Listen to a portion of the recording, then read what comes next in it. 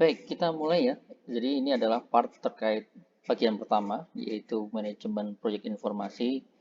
Kita mengenal beberapa definisi dan beberapa kaitannya ya. Jadi ini mungkin bagian pertama ya. Oke, mungkin secara keseluruhan ini adalah learning objektif kita di kelas ini. Jadi mungkin di sini ada beberapa hal yang mungkin perlu kita pelajari sama-sama ya, seperti kebutuhannya untuk kita keinginan untuk membangun sebuah project management yang lebih bagus. Nah, kemudian kita jelaskan juga apa itu project, definisinya, kemudian terkait atributnya, kemudian juga beberapa constraint ya, constraint-constraint utama dalam project, nanti akan dijelaskan juga di sini ya. Kemudian kita akan jelaskan juga beberapa elemen-elemen kunci dalam project management, kemudian kita diskusi juga relasi antara project, program, dan portofolio ya, jadi ini nanti akan juga dijelaskannya. Kemudian di bagian akhir akan juga jelaskan terkait dengan project manager. Kemudian ada kaitan juga dengan profesi atau sebagai sertifikasi ya, profesi dan sertifikasi dalam project manajemennya. Nah, jadi ini pertama ya untuk introduction ya, untuk di awalan. Jadi mungkin dah tahu ya sebenarnya. Jadi banyak organisasi atau mungkin banyak perusahaan, banyak organisasi sekarang sudah interest baik sebagai project ataupun nanti sebagai manajemen proyek. Jadi beberapa perusahaan itu sudah menjalankan project management itu dari dulu sampai sekarang sudah banyak sekali ya.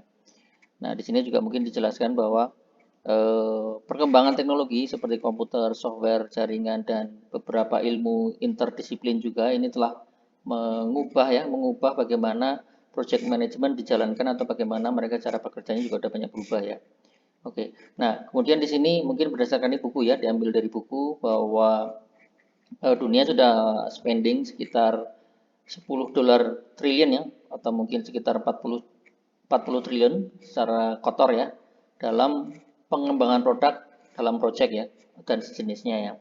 Dan mungkin ini yang menarik juga adalah sebenarnya di dalam project ini sebanyak 16 million ya, 16 juta people sudah terlibat atau mungkin sudah berkecimpung dalam dunia project management terutama sebagai profesi utama mereka sebenarnya. Oke.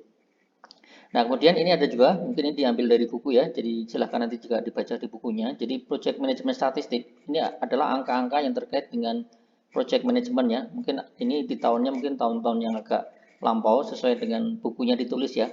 Nah, contoh di sini ya, contoh di sini dilihat dari yang pertama ya. Jadi dari pertumbuhan teknologi ICT, marketnya itu sudah mengalami pertumbuhan ya, 6%, jumlahnya adalah sekitar 3 triliun ya di tahun 2010 ya.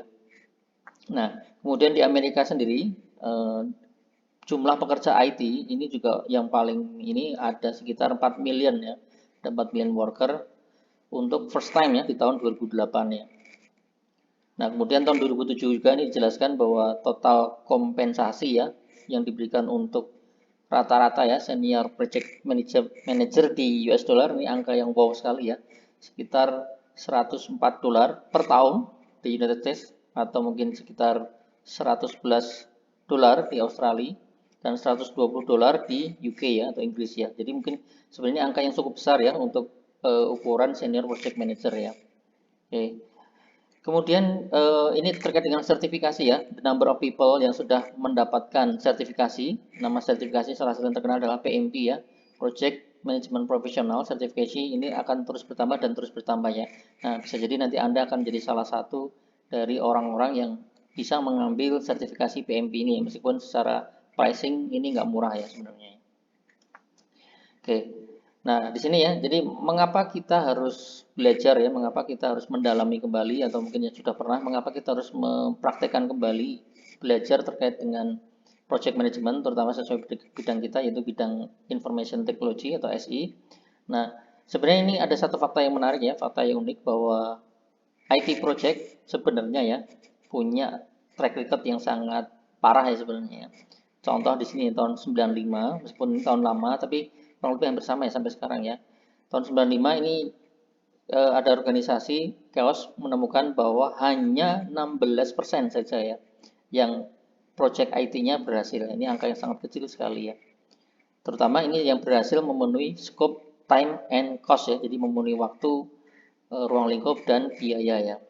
Dan ini menarik lagi, 31% dari IT project di cancel ya, di cancel before completion, artinya hampir 31% atau mungkin hampir sepertiga ya dari IT project adalah tidak dituntaskan ya, di cancel ya, artinya dari terminate sebelum diselesaikan ya.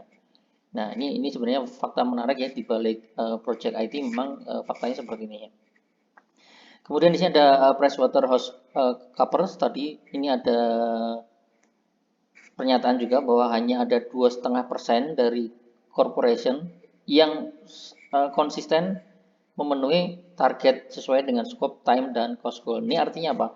Sebenarnya artinya ilmu project management ini masih ilmu yang memang perlu terus dikembangkan dan terus diikuti ya, karena memang dinamikanya seperti ini. Kita akan melihat bahwa beberapa project itu banyak yang gagal dan banyak yang tidak tuntas dan seterusnya sebenarnya ya. Oke. Nah, makanya di sini kita akan belajar tidak hanya sekedar project management yang turun-temurun atau hanya dihafalkan di otak, tetapi kita akan belajar menggunakan project management yang formal ya. Salah satunya adalah project management yang diusulkan dari PMPOK ya, PMPOK atau mungkin dari beberapa komunitas atau organisasi project managementnya. Gunanya buat apa di sini ceritakan ya, gunanya ya. Jadi yang jelas dengan kita menggunakan sistem yang formal, di sini ada beberapa hal ya. Contoh di sini adalah kita bisa mengendalikan terkait dengan keuangan, fisikal, dan human resource lebih baik lagi ya, karena semuanya sudah formal ya. Kemudian kita bisa mengimprove customer relation ya, karena kita sudah ada mekanismenya, ada metodologinya, ada tahapannya. Jadi customer kita atau pelanggan kita yang tempat kita project itu nanti bisa ditingkatkan relasinya ya. Kemudian di beberapa tahap development time-nya mungkin jadi akan lebih pendek ya, karena bisa jadi karena kita sudah punya bentuk yang baku, bentuk yang tersistem, dan itu bisa diulang-ulang. Jadi kita mungkin nanti di project-project selanjutnya akan shorter ya development time-nya ya. Demikian juga ketika shorter nanti dampaknya bisa kita ada beberapa penghematan biaya ya. Dan tidak menafikan pastinya nanti kualitas akan jauh lebih bagus ya.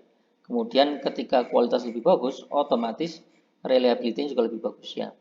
Dan otomatis juga ketika cost-nya lebih berkurang, profit margin-nya, karena intinya project kan pasti nyari untung ya. Apapun project, terutama bisnis project ya, IT business project, pasti akan mencari untung ya. Otomatis ketika kita kelola dengan baik, profit margin-nya juga makin tinggi ya. Di sisi yang lain nanti akan ada productivity yang akan tertingkatkan sebenarnya. Kemudian dari sisi internalnya sendiri, dari sisi timnya, ini akan menjadikan koordinasi yang semakin baik ya. Dan dari sisi yang lain, moralnya juga akan semakin meningkat ya. Maka ini akan didorong kita atau semua yang sudah belajar tentang PM, didorong menggunakan metode yang lebih formal lagi. Kita mempelajari kembali apa yang belum bisa kita capai atau mungkin sesuatu yang mungkin perlu kita tingkatkan juga ya. Oke, nah dari sini kita mungkin punya definisi ya, what is a project ya. Jadi project ini ada beberapa hal ya.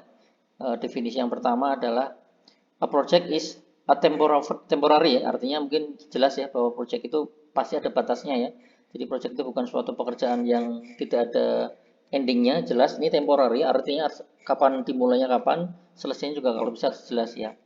Nah, di sini untuk create unique product, berarti jelas ya produknya harus unique, service or result ya. Kalau bukan unique namanya bukan project ya. Nanti kalau namanya mass production itu nanti manufacturing, beda lagi ya. Sedangkan project ini lebih ke arah yang produk-produk yang unik ya, sebenarnya unik atau custom sistem custom ya. Oke. Okay. On the other hand, operation is work done to sustain the business ya. Oke. Okay. Nah, project end akan berakhir when ketika their objective have been reached. Jadi ketika objektifnya atau tujuannya sudah tercapai, or atau the project has been terminated, artinya projectnya sudah dihentikan ya. Jadi hanya ada dua ya opsinya ya, bahwa targetnya terpenuhi dan atau the project is terminated ya. Jadi terminasi itu bisa karena duitnya habis, bisa karena nggak selesai mungkin dipotong dan seterusnya ya. Oke. Kemudian project ini jelas ya, can be large. Nah, bisa kita jelaskan bahwa project itu bisa besar sekali atau bahkan kecil sekali. Dan end bisa juga pendek sekali, 1 hari, 2 hari, seminggu, atau juga long time. Ada yang 5 tahun, 3 tahun. Nah, di sini project itu bisa seperti itu ya. Jadi kita bisa bayangkan project ada yang project kecil, ada juga project yang skala besar ya. Nah, di sini ada beberapa example of IT project. Jadi ini ada beberapa contoh. Misalnya contoh ini yang sederhana ya. Jadi contoh teknisi ingin mereplace 10 laptop untuk departemen tertentu ya. Meskipun ini kalau dilihat ini apa sih? Nah, sebenarnya ini sebuah project ya. Ini project sederhana ya, project sederhana untuk melakukan replacing ya, penggantian 10 laptop yang mungkin dianggap sudah rusak misalnya ya. Oke. Contoh yang lain ini saya lompat yang ini ya. Ini ada kampus mengupgrade IT infrastructure to provide wireless internet access ya untuk meliputi seluruh kampus ya. Ini sebuah project juga sebenarnya. Jadi project yang menambahkan fungsi wireless internet access untuk seluruh kampusnya. Oke, ini contoh yang lain. Ini adalah government group mengembangkan sistem untuk men-track child imunisasi untuk anak-anak ya. Jadi ini ada beberapa project ya. Jadi tadi jelas project itu terbatas secara waktu, kemudian ada resource-nya, kemudian juga ada objektifnya atau tujuannya ya. Jadi di sini ya, jadi ini sudah dijelaskan ya bahwa project ini memiliki atribut apa aja. Nah, yang jelas yang pertama adalah punya tujuan yang jelas atau tujuan yang unik ya. Kemudian yang kedua adalah jelas tadi temporary. Temporary itu artinya ada batasan waktu. Kemudian developing using progressive elaboration. Oke. Kemudian membutuhkan resource. Resource itu bisa orang, bisa bahan baku, bisa apa saja ya. Jadi ini request resource. Kemudian biasanya dan memang seharusnya should have primary customer. Jadi project itu jelas harus ada customer utamanya atau sponsornya karena customer utamanya adalah yang memberikan dana ya, memberikan dana dan yang punya keinginan adalah mereka ya. Oke, kemudian the project sponsor usually provide direction, jadi punya arahan dan kemudian dia akan memberikan funding ya, memberikan dana, mungkin ini ketutup ya, funding for the project ya. Jadi yang mendanai adalah si customer atau sponsor tersebut ya. Kemudian project ada attribute yaitu uncertainty. Uncertainty nanti akan dijelaskan lagi di part-part selanjutnya sebenarnya. Ketidakpastian ya, ketidakpastian atau ketidaktentuan. Baik, mungkin bagian ini cukup dulu. Nanti kita sambung di part selanjutnya.